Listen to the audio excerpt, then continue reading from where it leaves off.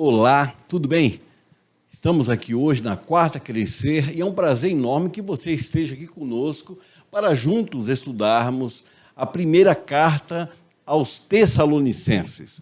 É de grande importância este aprendizado, não é, Patrícia? Isso mesmo. Preste bastante atenção e você vai ser bastante edificado. Exatamente. Agora vamos ver o nosso vídeo relato sobre o livro, a primeira carta de Paulo aos Tessalonicenses. Fique conectado, hein?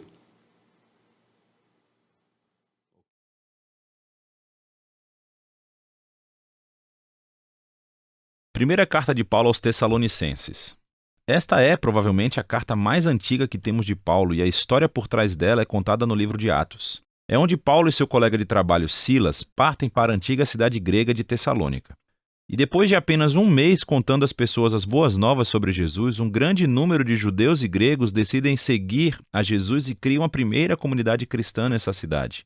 Mas havia problemas à vista. O anúncio que Paulo fez, que o Jesus ressuscitado é o verdadeiro Senhor do mundo, causou muitas suspeitas. Assim, os cristãos em Tessalônica acabaram sendo acusados de desafiar César, o imperador romano, quando disseram que havia um outro rei, Jesus. E isso levou a uma perseguição tão intensa que Paulo e Silas tiveram que fugir da cidade. Isso foi doloroso para eles, porque eles amavam muito as pessoas de lá. Assim, essa carta foi a tentativa de Paulo se reconectar com os cristãos em Tessalônica depois de ter recebido um relato de Timóteo de que eles estavam muito bem e que, apesar da perseguição intensa, eles estavam crescendo. E ele criou a carta com dois movimentos principais. Primeiro, é uma celebração da fidelidade dos cristãos a Jesus. E então ele os desafia a continuar crescendo como seguidores de Jesus. Esses dois movimentos são cercados por 3 orações. A carta começa com uma oração de agradecimento. Os dois movimentos são ligados por uma oração de transição e tudo é concluído com uma oração final. É uma estrutura muito bonita. Paulo começa agradecendo e celebrando a fé dos tessalonicenses, o seu amor pelos outros e a sua esperança em Jesus apesar da perseguição. E ele continua, ele reconta a história da conversão deles, como costumavam ser politeístas e viviam em uma cultura onde tudo era permeado por instituições e práticas que honravam os deuses gregos e romanos. Paulo fala sobre como eles se afastaram desses ídolos para servir ao Deus vivo e verdadeiro, e que agora estão aguardando a vinda do Filho de Deus do céu. E, numa cidade como Tessalônica, a decisão de fidelidade ao Deus Criador de Israel e ao Rei Jesus tem um custo. Isolamento dos seus vizinhos e hostilidade da sua família. Mas para os tessalonicenses, o irresistível amor de Jesus que morreu por eles e a esperança que eles têm no seu retorno faz tudo valer a pena. Paulo então reconta a história da sua missão em Tessalônica e das amizades queridas que ele formou com o povo. Ele usa metáforas muito íntimas. Eles o tratavam como seu filho e ele se sente como sendo seus pais. Ele diz que estávamos felizes em compartilhar não apenas as boas novas de Deus, mas também a nossa própria vida, pois aprendemos a amá-los. Paulo nos lembra aqui que a essência da liderança cristã não é poder e influência, mas sim relacionamentos saudáveis e serviço humilde e amoroso. Ele lembra que nunca lhes pediu dinheiro e que simplesmente veio para amá-los e servi-los em nome de Jesus. E assim, Paulo continua refletindo sobre a perseguição que eles têm em comum. Assim como Jesus foi rejeitado e morto pelo seu próprio povo, agora Paulo está sendo perseguido por compatriotas judeus e os tessalonicenses estão enfrentando a hostilidade dos seus vizinhos gregos. E de uma maneira estranha, Paulo sente consolo ao saber que juntos os seus sofrimentos são uma maneira de participar na história da vida e morte de Jesus. Paulo então fala sobre a angústia que sentiu quando ouviu falar das dificuldades que os tessalonicenses tiveram depois que ele e Silas fugiram. Por isso enviou Timóteo para apoiá-los e ver como eles estavam. E para sua alegria, Timóteo descobriu que eles estavam bem. Eram fiéis a Jesus, estavam cheios de amor por Deus e pelos seus vizinhos, e desejavam ver Paulo tanto quanto ele desejava vê-los. Então Paulo conclui com uma oração por perseverança. O que é legal é que ele apresenta aqui os tópicos que abordará na segunda metade da carta.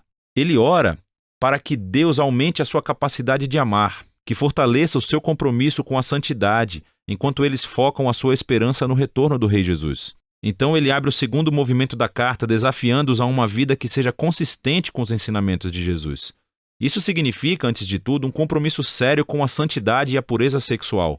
Em contraste com uma cultura promíscua e sexualmente destrutiva ao seu redor, eles devem seguir o ensinamento de Jesus sobre experimentar a beleza e o poder do sexo dentro do refúgio de um relacionamento comprometido com a aliança do casamento. Deus leva a sério a promiscuidade sexual, diz Paulo, porque isso desonra e destrói as pessoas e a sua dignidade. Seguir Jesus também significa um compromisso de amar e servir os outros.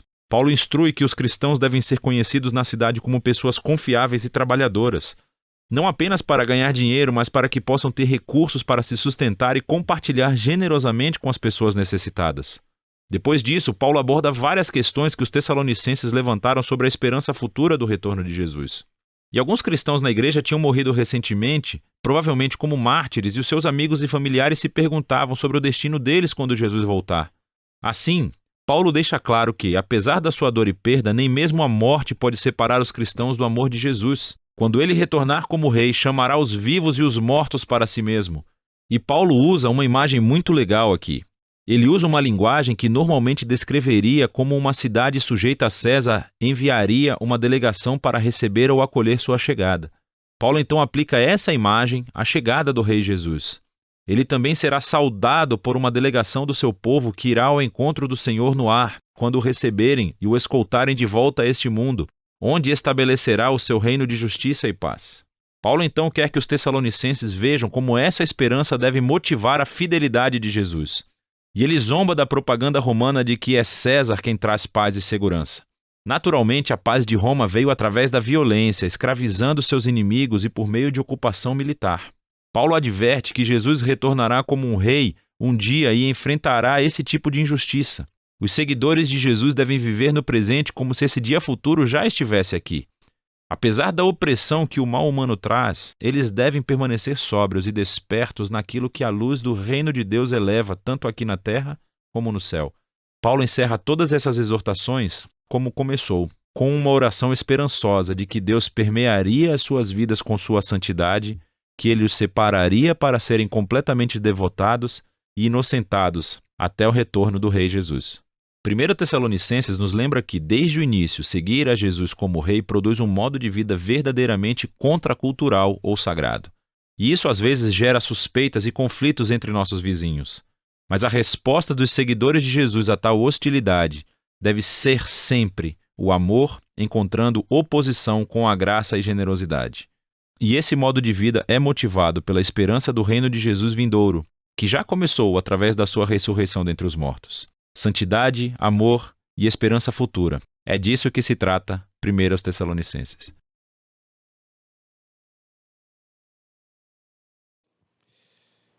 Irmãos, que vídeo relato maravilhoso, detalhado, e pudemos então ter uma concepção clara da carta de Paulo aos Tessalonicenses. Alguns detalhes que eu quero salientar aqui e que eu entendo como importante.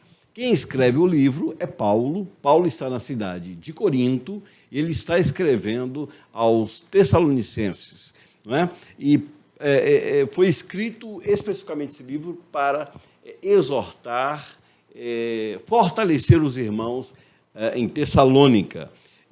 Também nós temos algumas características marcantes desse livro, né? Um dos principais temas de Paulo em sua primeira epístola aos Tessalonicenses é a segunda vinda de Cristo, é uma marca na leitura do livro, ok? Ele se concentrou na participação dos justos nos acontecimentos da segunda vinda de Jesus, principalmente dos santos que já haviam morrido. Essa era uma dúvida que os tessalônicos tinham a respeito de quem já havia morrido, não é? E Paulo, através da carta, traz essa explanação. Ao contrário de outras epístolas de Paulo, não há, assim como em Filipenses, não há repreensão na primeira epístola, né, primeira carta de Paulo aos Tessalonicenses. Apenas elogios e admiração aos santos ali na cidade em Tessalônica.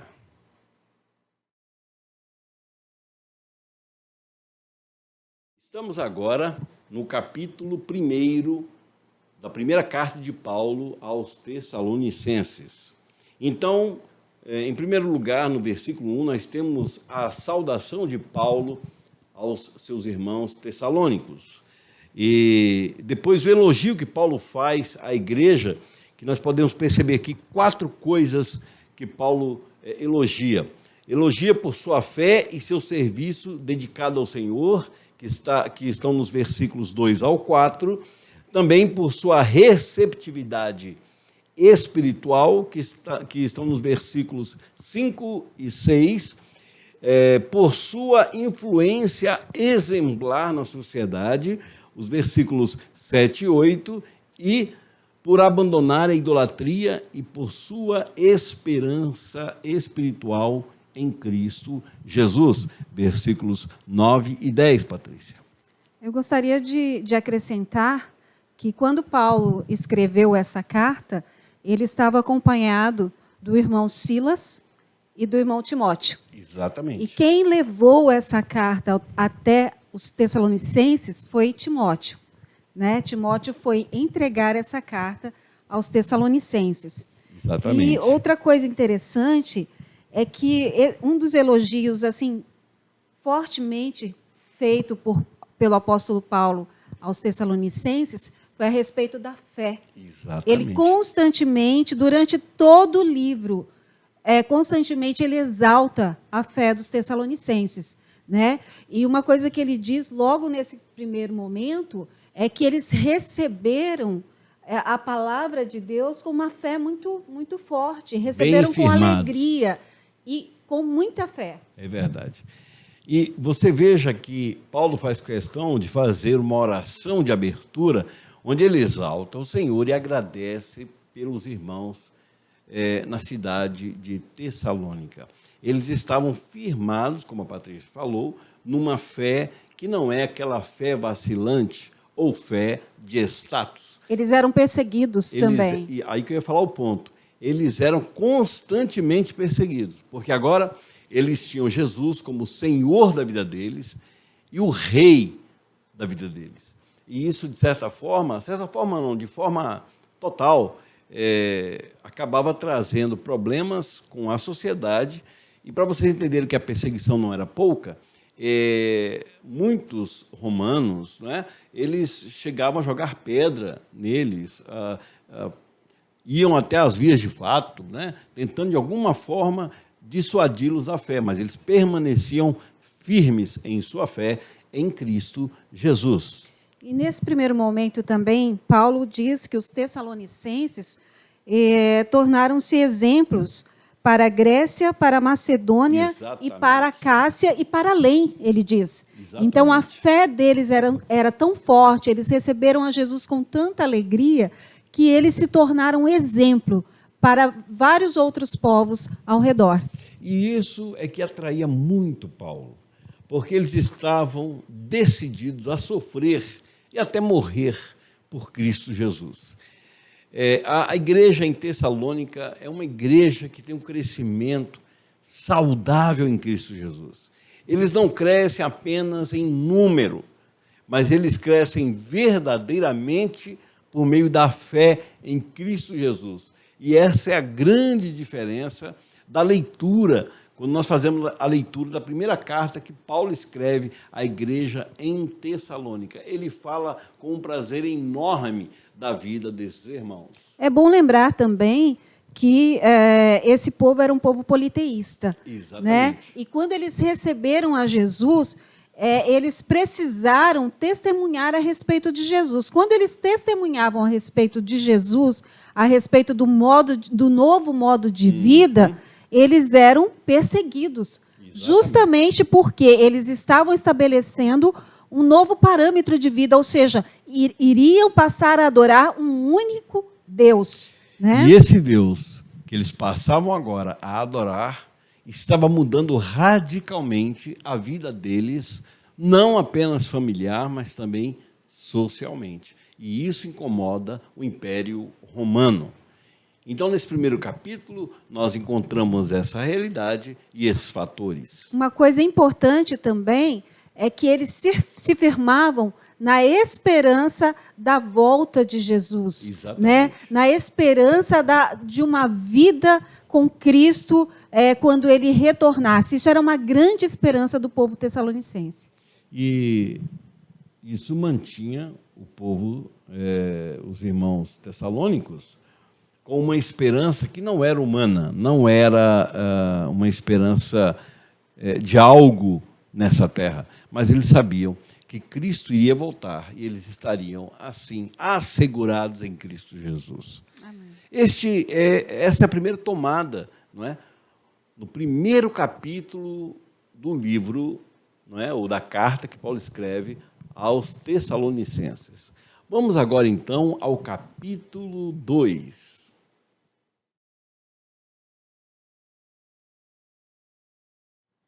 Capítulo 2 da primeira carta de Paulo aos Tessalonicenses. Paulo recorda as características de seu ministério e tem 4 pontos importantes que nós vamos considerar que estão no capítulo 2 deste livro, ou desta carta.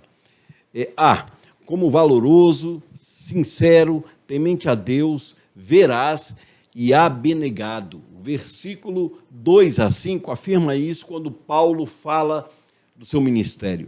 Também como humilde, amável, afetuoso, trabalhador, irrepreensível e paternal. Do versículo 6 ao versículo 12, Paulo faz esta afirmação. Um outro ponto também importante, referência à docilidade e aos sofrimentos da igreja. Paulo, então, destaca o modus vivendi da igreja, e ele acentua isso no versículo, do versículo 13, versículos 13 e 14. E, por fim, referência ao seu desejo de visitar a igreja e ao fato de se gloriar neles, na vida deles. Está aí nos versículos 17 ao 20, Patrícia. Essas características, né, do ministério de Paulo, elas são bem interessantes. Ele Sim. destaca mesmo nesse capítulo 2. Né? Eu gostaria de citar aqui algumas. Pois não, fica à vontade. E ele diz assim, que ele não foi bajulador. É muito interessante isso. Ele fala, eu não bajulei vocês, eu não Exatamente. fui bajulador. Ele não foi, a motivação dele não foi por ganância. Uhum. Ele diz, minha motivação não foi por ganância. Ele Foi não sincero. buscou reconhecimento humano. Ele tratou os tessalonicenses como os pais cuidam dos filhos. Sim. Né? E compartilhou com eles a própria vida. Ele compartilhou não só o evangelho, não só a palavra de Deus, mas ele compartilhou a própria vida dele. E trabalhou arduamente por eles. Exatamente. Essa parte é importante porque você percebe que Paulo tinha um cuidado. Essa igreja é a igreja que Paulo inicia. Então, é um trabalho que Paulo faz com todo cuidado. Essa é, na realidade, considerada a carta mais antiga de Paulo. Né?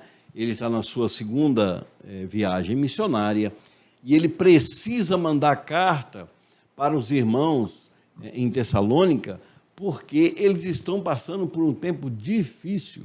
E o tempo que os nossos irmãos estavam passando era de desafio, porque eles estavam sendo perseguidos por crerem em Jesus, adorando-o como Deus e servindo-o como Senhor. Então, Paulo dá justamente, ele faz questão de pontuar, não é? Que o que ele fez por eles foi por amor a Cristo, não foi por um projeto pessoal, mas ele sabia exatamente que aquele era um trabalho de cuidado, era um trabalho que deveria ser feito para que aquelas vidas pudessem se fortalecer, não em Paulo, não na pessoa de Paulo, ou talvez em Timóteo, em ninguém, mas somente em Cristo Jesus. Na realidade, Paulo está dizendo para ele o seguinte: vocês têm vida em Cristo, vivam a vida de Cristo. E vocês sabem muito bem do exemplo que vocês têm.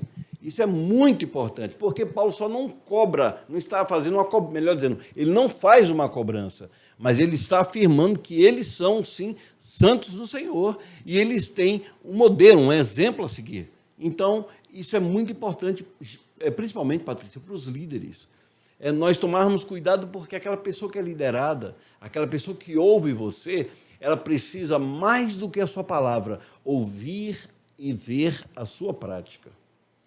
E uma coisa interessante também é que Paulo diz o seguinte: a prova de que o meu ministério ele foi todo cerceado por coisas boas e importantes é que vocês receberam as minhas palavras não como palavras meramente humanas, Verdade. mas palavras que saíram do trono de Deus, palavras vindas de Deus. Então, quando Paulo trouxe o evangelho para os Tessalonicenses, o poder foi tão forte, eles entenderam o poder do evangelho a esse nível. Paulo diz: a prova de que a minha palavra não foi, meu ministério não foi um ministério qualquer, é que vocês conseguiram entender e enxergar o poder de Deus quando eu transmiti a vocês. Perfeito. Eles testificaram, receberam no coração por meio do Espírito Santo. Então, eles estavam agora alicerçados em Deus. E Paulo deixa claro que ele também pagava um preço para permanecer em Cristo. Eles também estavam agora vivenciando isto, passando pelo que eles estavam passando. Ok? Este foi o capítulo 2. E agora nós vamos falar sobre o capítulo 3, que é um capítulo menor, mas também há ensinamentos maravilhosos.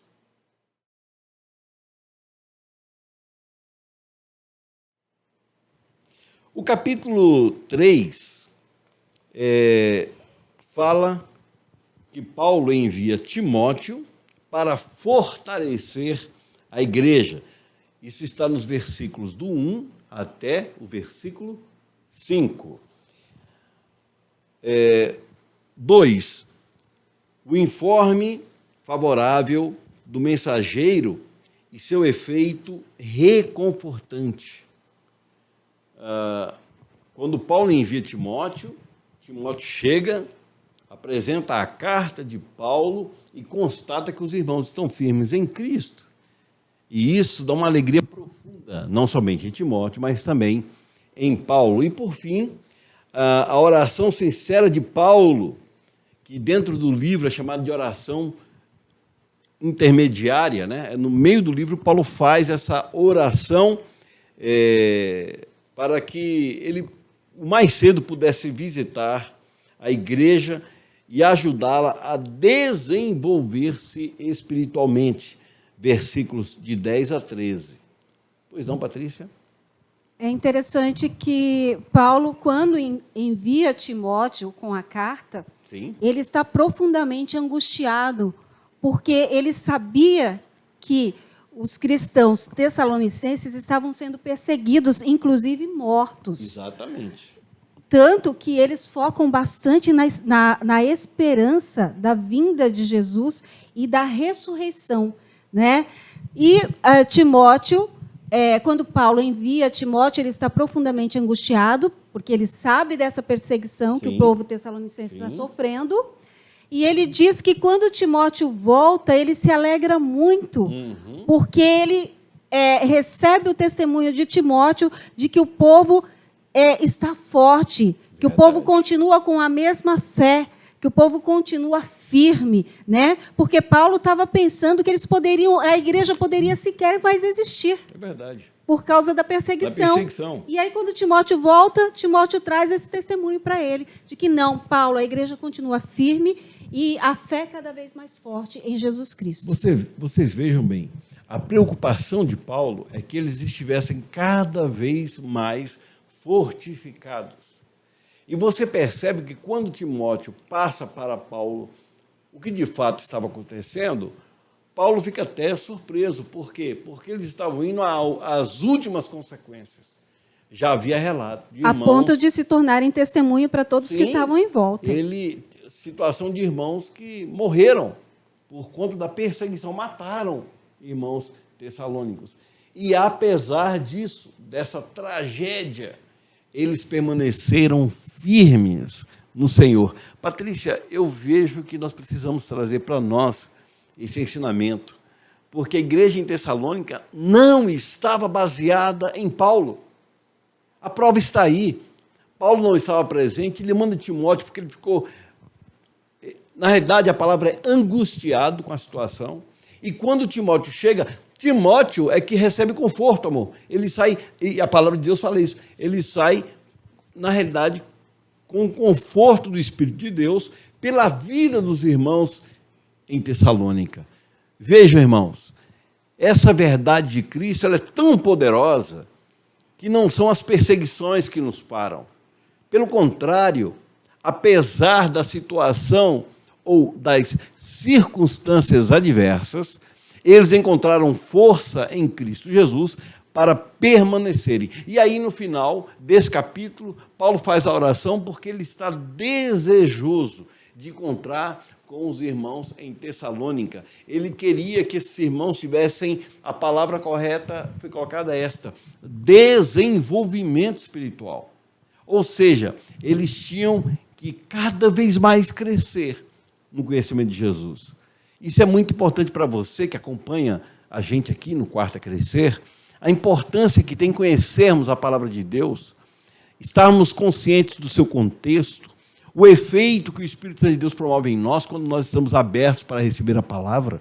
Você não fica, ou você não vem, por exemplo, participar da Quarta Crescer, Patrícia, porque o pastor falou, mas é porque você quer conhecer a palavra. E graças a Deus nós estamos aqui porque nós temos como uma premissa, mas muito importante, o fato de você crescer por meio da palavra, desenvolver-se. Esse eu acho um termo muito bom quando se trata de crescimento espiritual, é o desenvolver-se. Desenvolver quer dizer que você vai passando pelos estágios. Uma hora você está menino, depois você cresce, se torna jovem, até que você venha a ser uma pessoa madura na fé. Amém, Patrícia? E Paulo reforça bastante a atuação do Espírito Santo Exatamente, na vida dos Tessalonicenses. O tempo todo ele fala que eles abriram o coração para que o Espírito Santo de Deus realizasse a obra na vida deles. Então, trazendo para nós hoje aqui, nós precisamos estar com os nossos corações e as nossas mentes abertas para que o Espírito Santo de Deus haja em nossa vida, porque caso contrário, você vai achar que o estudo da palavra, que esse desenvolvimento não é nada, não importa, não é importante. Eu tenho coisa muito mais interessante para fazer na vida, de repente. Exatamente. Você pode pensar dessa forma, né? Mas os tessalonicenses, eles conseguiram suportar as perseguições, as aflições, porque o Espírito Santo de Deus estava atuante na vida deles. Aleluia. E eles permitiram isso, permitiram que o Espírito Santo de Deus agisse ali, a ponto de Paulo estar longe, não poder estar com eles, porque no começo do livro Paulo fala, eu tentei estar com vocês, mas não consegui. Então, mesmo Paulo estando longe, eles continuaram firmes na fé em Cristo Jesus. Meu irmão, se você considera, e de fato é correto, que Jesus Cristo não mudou, e constantemente afirmamos, ele é o mesmo ontem, hoje, para sempre, a minha pergunta para você é, nós podemos ter esse desenvolvimento espiritual como teve a igreja em Tessalônica ou não? Se Deus não mudou, vocês vejam que eles eram focados em Jesus Cristo. E Paulo, quando percebeu isso, o coração de Paulo se encheu de muita alegria. Então, no capítulo 3, nós podemos encontrar justamente os irmãos que estão agindo pela fé, por meio do Espírito Santo, como a Patrícia falou. Eles estavam sendo guiados pelo Espírito. Isso é algo maravilhoso para a vida de um crente, ser guiado pelo Espírito. Porque se depender do seu coração, a Bíblia já adianta que o nosso coração é enganoso, nós tomamos decisões absurdamente erradas. E outra coisa importante, que era uma marca na vida dos tessalonicenses, era o amor nos relacionamentos deles, entre eles. Tinha como marca o amor, né? E uma vez que o Espírito Santo de Deus estava agindo na vida deles, é muito fácil entender, né, que no relacionamento deles o amor era presente. Ou seja, era um evangelho leve, era um evangelho de paz entre eles. A ponto de Paulo falar para ele, saber de que eles estavam mudando as atitudes com relação às questões culturais. Exatamente. Até Essa porque foi a maior mudança. foi. Porque eles vinham, irmãos, de uma idolatria absurda, havia muita De uma coisa... cultura promíscua. Isso, muito promíscua sexualmente. sexualmente, né? E aquilo era normal para os tessalônicos. Mas quando eles encontram-se com Jesus, esse é o ponto que eu acho maravilhoso, e está expresso no capítulo 2 e 3, Patrícia. A mudança. Irmão, você pode pregar, falar bonito, mas a questão é qual é a transformação na sua vida que marca verdadeiramente a vida de outras pessoas por conta do amor de Deus que está sobre você e o poder do Espírito Santo, porque você não faz absolutamente nada sem o Espírito Santo de Deus. Amém? Aqui nós encerramos o capítulo 3 e agora vamos para o capítulo 4.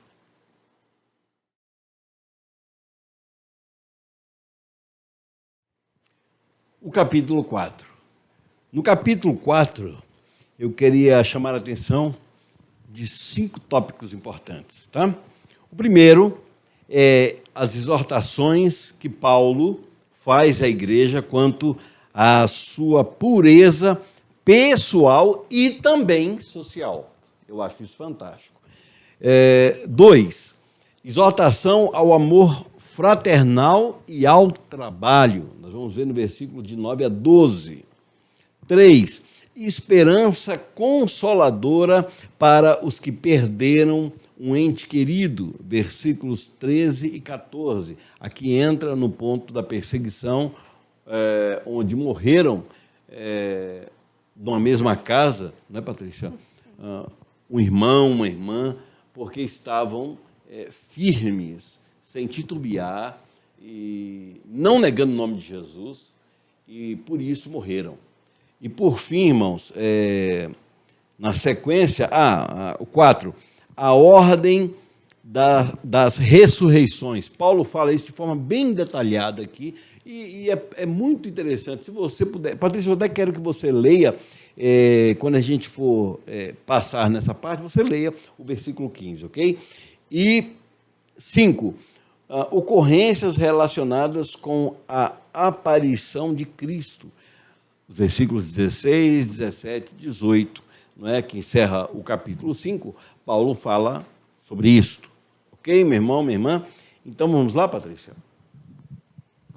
Ainda olhando dentro do capítulo 4, a exortação à pureza pessoal e social. Paulo tinha uma grande preocupação com que os irmãos em Tessalônica tivessem, sim, uma vida em santidade diante do Senhor, pessoalmente falando, mas que isso fosse traduzido para a sociedade como referência de que Cristo era Senhor da vida deles. Sim. Essa é uma parte maravilhosa. No versículo 4, pode ler. diz assim, ou melhor, a partir do versículo 3, diz assim, porque esta é a vontade de Deus, a vossa santificação, que vos abstenhais da fornicação, que cada um de vós saiba possuir o vosso vaso em santificação e honra, o vosso corpo, em santificação e honra, não na paixão da concupiscência, como gentios que não conhecem a Deus. Então, aqui ele estava focando bem nessa questão de uma vida pura. Né? Exatamente. Exatamente. Não praticando o que se praticava antes. Isso. Né?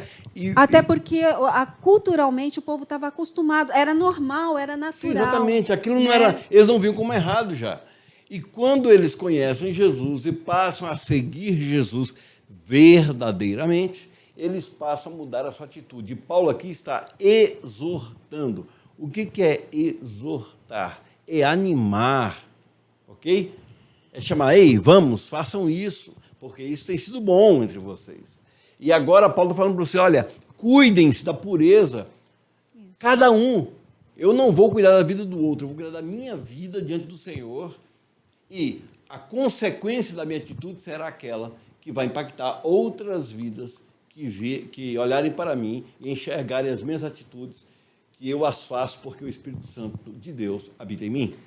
E nesse capítulo também, ele reforça a questão do amor fraternal. Isso. Mas ele deixa muito Versículo claro que 9 ele a 12. sabe que isso já existe no meio deles. Isso, ele está fortalecendo, ele está, na realidade, Exatamente. dando ânimo a eles. Olha, permaneçam, continuem amando. No 9 fala assim: quanto, porém, ao amor fraternal, não necessitais de que vos escreva, Veja bem isso. visto que vós mesmos estáis instruídos por Deus, que vos ameis uns aos outros, porque também já assim o fazeis para com todos os irmãos que estão por toda a Macedônia. Testemunho. Então, Paulo está reforçando o que eles já faziam. Exatamente. Paulo não estava cobrando, Paulo não estava repreendendo, não, muito pelo contrário. Paulo estava reforçando, exortando. Olha, é isso mesmo, continuem firmes no amor, porque já é provado o amor de vocês.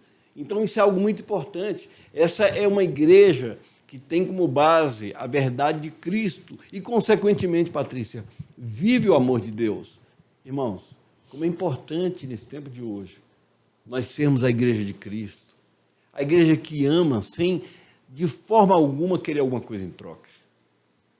Tratar gentilmente, tratar com todo carinho, perceber nos detalhes aquele irmão, aquela irmã que, num tempo de pandemia, está passando por uma situação financeira difícil. Você vai esperar quem perceber isso? Você vai esperar quem fazer isso? E é um amor verdadeiro. Não é um amor que dependa de algo para que eu faça, mas ele é liberado entre os irmãos porque todos vivem o mesmo amor. Me lembrou a palavra de Jesus que diz assim: nisto conhecerão Exatamente. que sois meus discípulos, se vos amardes uns aos outros. Como eu vos amei. A questão maior é que a igreja em Tessalônica, amor, era uma força poderosa de Deus. Era uma igreja simples, era uma igreja resistente, muito resistente, resiliente. Era uma igreja que verdadeiramente testemunhava Jesus a todo e qualquer custo. A prova é que alguns irmãos chegaram a morrer por conta da perseguição. Os romanos odiavam falar de Jesus e falar que ele era o Senhor da vida deles. Os romanos odiavam mais ainda porque, no aspecto social, o evangelho estava mudando profundamente as raízes e era uma contracultura. Então, no momento em que as pessoas, por exemplo, as pessoas em Tessalônica olhavam para si, né, para si mesmas, né, como sendo o centro, porque a própria adoração deles era uma adoração politeísta. Então, ele tinha um Deus que ele queria ter para o que ele quisesse fazer, mesmo que não fosse verdade, mas era assim. Quando eles olham para a igreja em Tessalônica, eles percebem uma força descomunal e que passa a assustá-los. E eu vou dizer uma coisa aqui, quero trazer uma pequena observação, Patrícia, aqui. É o seguinte, meu irmão. A igreja de Jesus só tem um meio pela qual ela resiste ao mundo. É por meio do amor. Ela quebra opiniões contrárias. Ela destrói fortalezas por meio do amor. Ela traz reflexo do bem dentro de uma sociedade tão mal. E nós não podemos pensar em igreja de forma política. Nós não podemos pensar a igreja como um papado. Nós não podemos pensar a igreja como sendo algo de homens. Não é, meu irmão. A igreja, quem é o cabeça dela é Jesus. A igreja em Tessalônica estava, e eu vou dizer para você, quando eu leio, Patrícia, as cartas de Paulo, eu vejo o quanto o evangelho é revolucionário. Porque é a verdade de Deus que vai rompendo com os grilhões, quebrando cadeias, trazendo libertação. É algo maravilhoso. Esse pessoal estava vivendo cegamente. No momento que eles são libertos, eles passam a amar Jesus com toda a força que eles têm. Isso é tão maravilhoso. E foi isso que incomodou. Exatamente. Por quê? Porque se eles tivessem só trazido Jesus para o panteão de deuses deles... Ou guardado dentro de um salão... As pessoas não teriam se incomodado. Exato. Mas como eles, a partir daquele momento, disseram, não, nós não queremos mais os outros deuses, nós servimos a Jesus Cristo, isso incomodou profundamente. Exatamente. E aí o que eu paro para pensar e trazer para a gente hoje também é que quando a gente recebe a Jesus Cristo em nosso coração, quantos deuses a gente não tem que deixar para trás. Destronar. Tirar né? do Exatamente. trono do nosso coração e servir a Jesus Cristo com toda a Fielmente. fé. Fielmente. Fielmente. A palavra certa é fielmente. Não negociar por nada. Eu quero pedir, por favor, para você ler 3 versículos. Na realidade, são 4. O versículo 15, 16, 17 e 18, para nós finalizarmos o capítulo 4. Dizemos-vos, pois, isto, pela palavra do Senhor, que nós, os que ficarmos vivos para a vinda do Senhor, não precederemos os que dormem, porque o mesmo Senhor descerá do céu com alarido e com voz de arcanjo e com a trombeta de Deus. E os que morreram em Cristo ressuscitarão primeiro. Depois nós, os que ficarmos vivos, seremos arrebatados juntamente com eles nas nuvens, a encontrar o Senhor nos ares. E assim estaremos sempre com o Senhor. Portanto, consolai-vos uns aos outros com estas palavras. Paulo preocupado com os irmãos que faziam essa pergunta. E como é que fica agora? Eles morreram. E como é que é essa situação, Paulo? Olha, Jesus vai voltar. Ele vem com alarido. Então, ele não vem, como algumas pessoas estão dizendo hoje, Patrícia, em secreto. Não tem isso na Bíblia. Ele vem com alarido. Ele vem buscar os seus. Agora, presta atenção. Aqueles que morreram antes de nós, quando Cristo voltar, primeiro serão ressuscitados. E assunto aos céus, e nós, que permaneçamos com vida, se estivermos vivos, então subiremos com Cristo também. E ele fala uma palavra importante no final: consolai-vos. Consolai-vos. Dê força um ao outro com essa palavra, viu? Creiam nela. Morreu, mas você está garantido em Cristo. Tem a né? ver com esperança, né? Esperança. E aquela que não Vocês morre. podem ter esperança. Podem esperar tranquilos, porque assim vai ser. E com isso, você conforta uns aos outros, ou seja, dá força para continuar, porque o processo não era fácil, Patrícia. A gente falar agora aqui da perseguição é uma coisa, mas imagine você ir no mercado e as pessoas não deixarem você entrar no mercado porque você diz que adora um tal de Jesus e que por isso você agora mudou de sua vida. Imagina você ir na casa da sua família e sua família não deixar você entrar na casa porque você não faz parte mais deles. A perseguição era terrível. E imagina as pessoas com ódio partirem para cima, chegando a ponto de matar cristãos, porque não concordavam com a verdade de Cristo e consideravam que essas pessoas eram loucas. Essas pessoas que estavam em Cristo, irmãos, elas estavam firmadas na palavra. Eu quero dizer isso aqui, que é muito importante. Não estavam firmadas em nenhuma outra coisa a não ser palavra de Deus. E esse é o contexto da igreja em Tessalônica.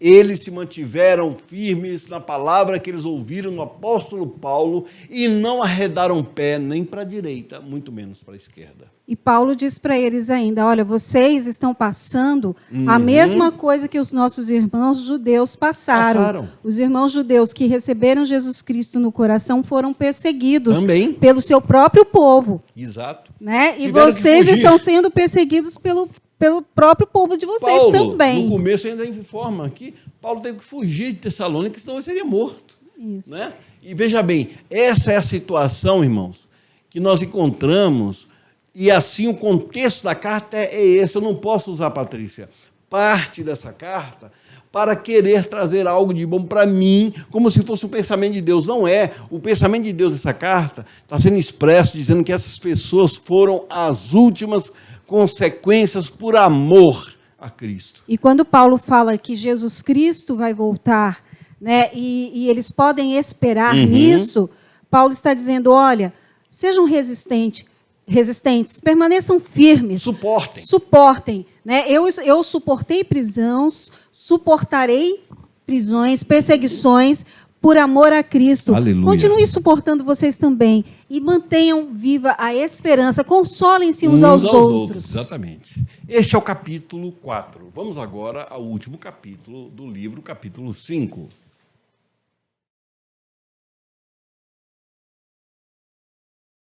Por fim, chegamos ao último capítulo da carta de Paulo, a primeira carta de Paulo aos Tessalonicenses. E aqui nós temos uma sequência, na verdade, temos 2 tópicos, e o primeiro dele é Paulo falando especificamente para eles sobre esse, fazendo aqui a ponta com você, amor, justamente o fato da vinda de Jesus. Ou seja, fiquem firmes nele, porque ele vai voltar. Então, nós temos aqui, nesse primeiro tópico, a vinda do Senhor, o dia de sua vinda, que Paulo afirma que é desconhecido, ninguém sabe a hora. Atenção, ele diz que é como um ladrão, como um ladrão à noite. Quer dizer, ninguém, como um ladrão à noite. Absolutamente ninguém espera um ladrão. Ninguém. Ele te pega de surpresa. Agora, outro ponto que eu acho importante. Será inesperada para os incrédulos. Eu achei isso interessante, Patrícia. Quer dizer, os incrédulos vão ser pegos de surpresa. Paulo está dizendo que nós não, nós estamos esperando, nós aguardamos, sabendo, assim, com toda certeza que Cristo virá.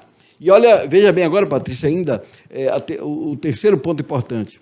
Os filhos da luz devem estar preparados. E aí, irmãos, eu quero falar uma coisa aqui, Patrícia, aproveitar essa parte, porque está no versículo, se você puder até ler, Patrícia, eu acho importante, no capítulo 5, não, capítulo 5, leia, por favor, o versículo de 4 a 8. Irmão, eu quero que você e minha irmã prestem atenção nessa leitura, capítulo 5, da primeira carta aos Tessalonicenses, dos versículos 4 até o versículo 8.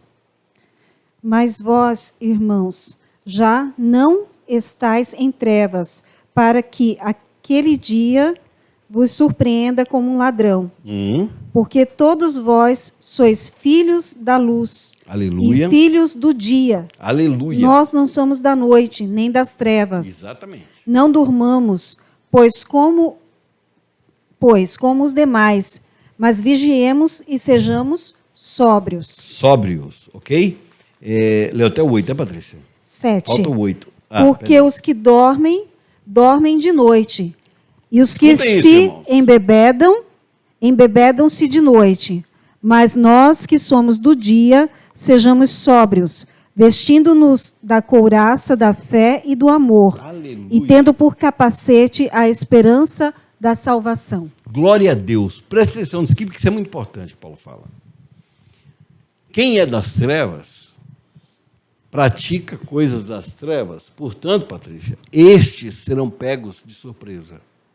O que Paulo está falando é que nós somos a luz. Então, para nós, não existe essa coisa de, irmãos, vamos nos preparar. Não existe, irmão. Quem está em Cristo, que está na luz de Cristo, já está preparado. Porque ele já vive essa realidade. Já está preparado. Já está preparado. Irmão, Jesus vai voltar aqui agora, eu sei que eu estou com ele. Eu estou preparado. Eu não vou me preparar ainda. Eu creio em Cristo Jesus como Senhor, meu Salvador, e aquele que virá me buscar conforme Ele, dando a sua palavra, eu posso dormir sossegado. Ele só porque nos ele virá. manda ser sóbrios. Sóbrios. Né? Agora, importante como a palavra, filhos Patrícia. do dia. Então, por quê? Porque para quem está em trevas, ele fala de embriaguez. Embriaguez é você estar sem o seu juízo perfeito. Sem juízo. Quem está sóbrio sabe exatamente o que está fazendo. Então, meu irmão, não há o que se preparar. Pare, temos que nos preparar. Não, a Bíblia fala das 10 virgens.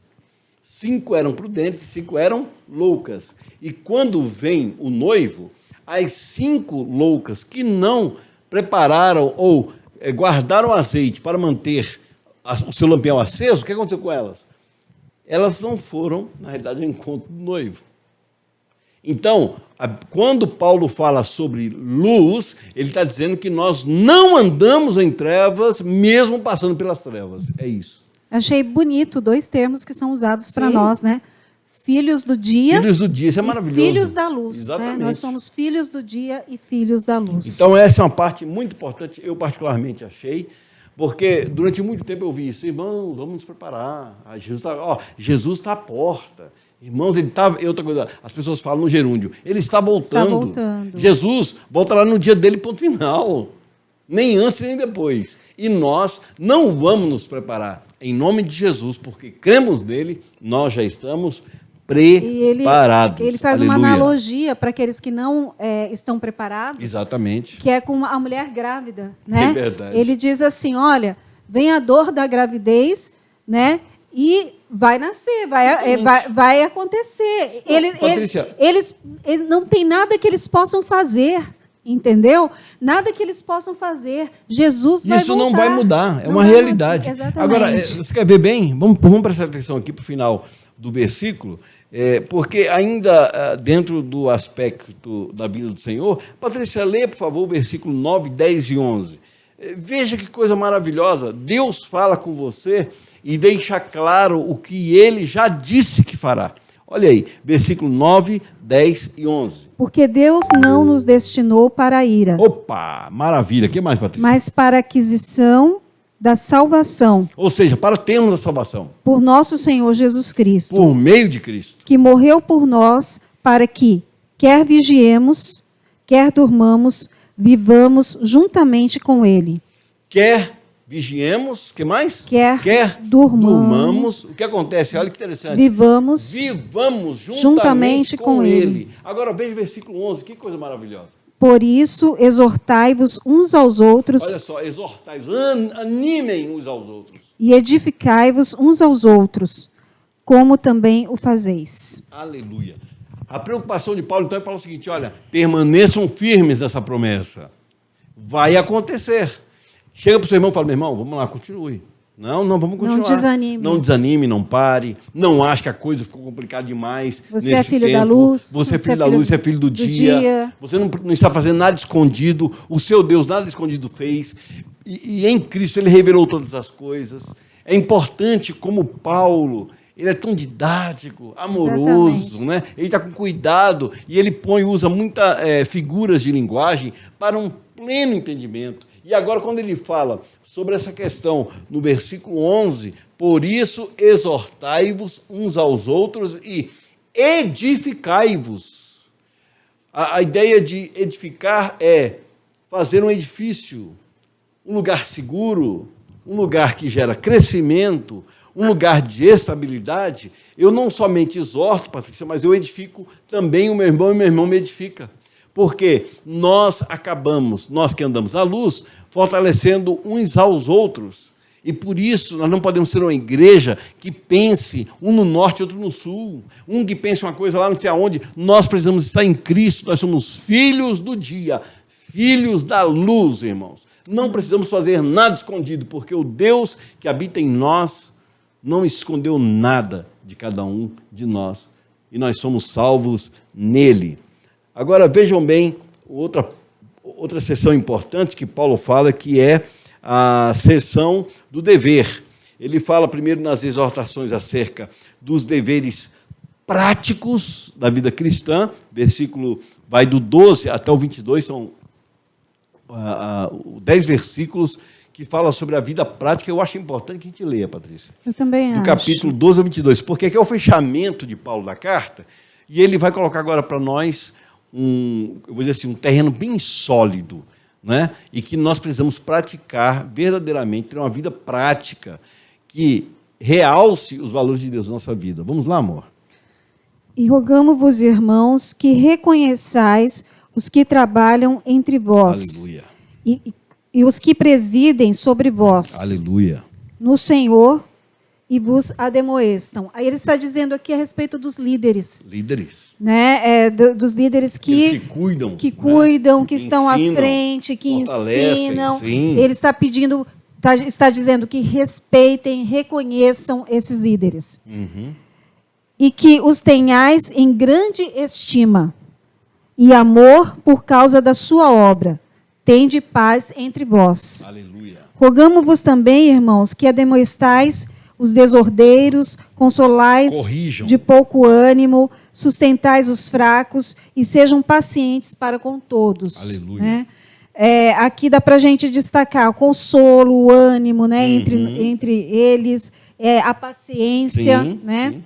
Vede que ninguém dê a outro mal por mal, não retribua mal por mal, mas segui sempre o bem, tanto uns para com os outros, como para com todos. Com todos os homens aqui. Regozijai-vos sempre, alegrai-vos sempre. Olha só, regozijai-vos. E até um pleonasmo, alegrai-vos. Né? Paulo está dizendo também, olha, regozijem-se, alegrem-se. Ele afirma e reafirma. Sim. Orai sem cessar.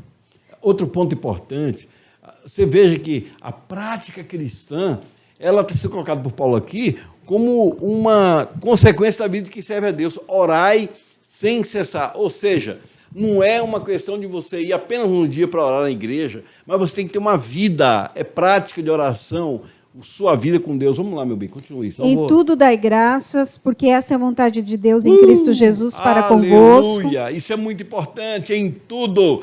Paulo não fala, olha, só nas coisas boas, em tudo, porque essa é a vontade de Deus para as vossas vidas. Para de murmurar, para de reclamar. Murmuração e reclamação gera em nosso espírito, irmãos, frustração, sabe? Arrebenta com o nosso ser, traz inclusive doenças psicossomáticas. Seja livre em Deus, agradeça, seja grato, porque você é abençoado pelo Senhor. Vida prática. Não extingais o Espírito, não apagueis. Ou seja, não apague o Espírito de Deus, sabe? Busque o Senhor para que você mantenha a chama acesa. Não, amor? Que coisa maravilhosa quando você está passando uma situação difícil e vê o Espírito Santo de Deus e aquece seu coração de um tanto que você nem lembra mais qual era o problema. Não desprezeis as profecias. Isso. Examinai tudo, retendo o bem. Eu achei Aleluia. bastante interessante isso, porque ele está dizendo que a gente precisa, sim, ouvir as profecias. No entanto, a gente precisa examinar, reter o que é bom. E a palavra aqui, Patrícia, profecia de propalar, é aquele que traz a palavra. Sim. Então, escute a palavra, examine a palavra, não aceite qualquer coisa. Se tem uma coisa que eu tenho certeza que eu sempre fiz, foi chamar a sua atenção para sempre você examinar a palavra. Não é qualquer coisa que alguém está falando para você que você aceita como sendo verdade. Tem uma outra tradução que está assim, Pode não despreze as profecias, mas ponha à prova e fique com o que é bom. Exatamente. Porque tem coisas que não servem para você. E você precisa examinar, porque aquilo que você recebe como verdade precisa ser a verdade de Deus. Então examina, aquilo que é bom, que verdadeiramente é de Deus, você retém, guarde com você, porque aquilo vai te dar crescimento. Abstendo-vos de toda a aparência do mal. Irmãos, não falou nenhum mal, é aparência. Aquilo que tiver uma parecença, aquilo que de alguma forma te lembre do mal, sai fora, em nome de Jesus. E o mesmo Deus de paz vos santifique em tudo, e todo o vosso espírito e alma e corpo sejam plenamente conservados irrepreensíveis para a vinda do Senhor Jesus Cristo. Aleluia. Ele fala que corpo e alma. Espírito, alma e corpo, né?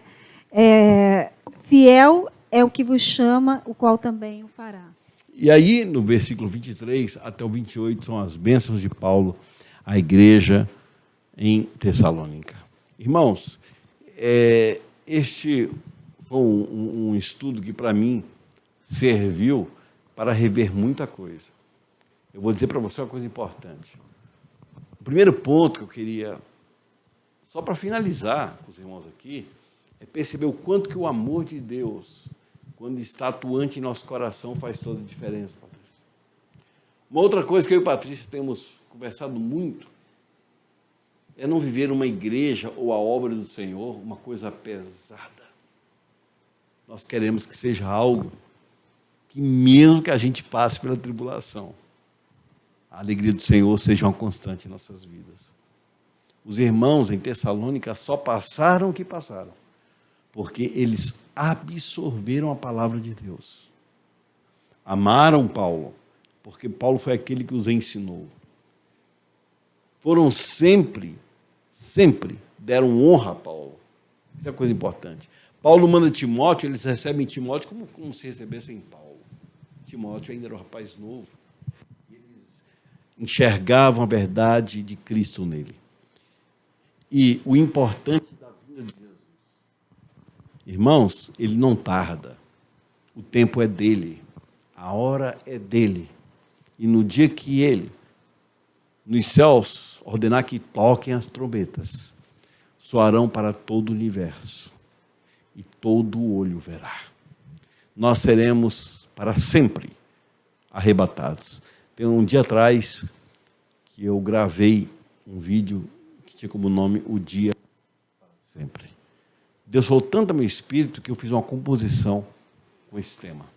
E vou dizer para você, comece a pensar na volta de Jesus, não como um alívio para a sua alma, mas como a redenção final, o desfecho da glória e poder que só pertence a Cristo. Amém? Patrícia? Amém.